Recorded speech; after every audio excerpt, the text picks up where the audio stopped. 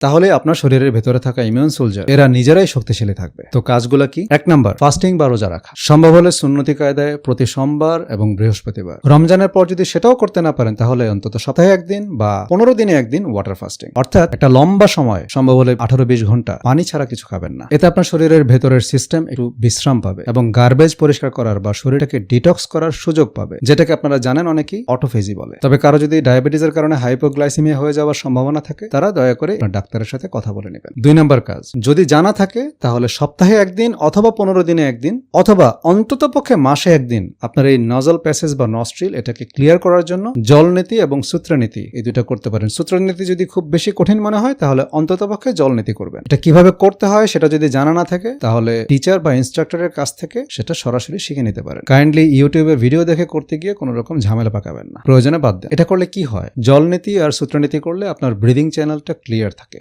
আপনি বুক ফুলিয়ে খুব ভালোভাবে দম নিতে পারেন এবং এর ফলে যখন আপনার বডিতে অক্সিজেনের সাপ্লাই বাড়ে তখন আপনার ইমিউন সিস্টেম অটোমেটিক শক্তিশালী হয়। 3 নম্বর কাজ, জাস্ট 40 দিনের জন্য বাইরের যে কোনো রকমের খাবার যেমন পুরি, সিঙ্গারা, পাস্তা, নুডলস, পিৎজা, বার্গার, পরোটা, নান রুটি, লাচ্ছা, শ্যামাই, পেস্ট্রি কেক এই জাতীয় যা আছে রিফাইন্ড ময়দার তৈরি যে কোনো খাবার বর্জন করে। এর কারণ আপনার ডাইজেস্টিভ সিস্টেম এবং আপনার ইমিউন সিস্টেমের উপর এই খাবারগুলো বিষের মতো কাজ করে। কিন্তু এগুলোই আবার আপনার পাকস্থলী এবং ইন্টেস্টাইনের ভেতরে যে বিশ্বাসঘাতক মির্জাফররা থাকে অর্থাৎ ব্যাড ব্যাকটেরিয়া এবং জীবাণু সেগুলোর এনার্জি সাপ্লাই করে। আর 40 দিন কেন? কারণ 40 দিন যদি আপনি এটা মেনটেন করতে পারেন তাহলে আপনার শরীর এবং মন এই দুইটারই ট্রেনিং হয়ে যাবে। এরপর এগুলো ছাড়ার জন্য আপনাকে কাউকে আর বলতে হবে না। 4 নাম্বার, বাইরের তৈরি সসেজ, নাগেট এগুলো 40 দিনের জন্য দূরে রাখেন। যদি ফ্রাইড চিকেন খেতে চান চিকেন খাবেন, কিন্তু উপরের যে ক্রাস্ট সেটাকে ফেলে দিয়ে খাবেন, অথবা যাদের কাছ থেকে কিনবেন তাদেরকে বলবেন যে ভাই এটা ছাড়া ভেজে দাও। 5 নাম্বার, ঘুম। আপনি সবকিছু মানলেন কিন্তু প্রতিদিন রাতের বেলা ঘুমাইতে গেলেন 2টা বা 3টার সময়, আপনার পুরো চেষ্টাটাই বৃথা। শরীরকে ঘুম বঞ্চিত রাখার মানে হচ্ছে আপনি সারা বছর পরিশ্রম করলেন, জমি চাষ করলেন,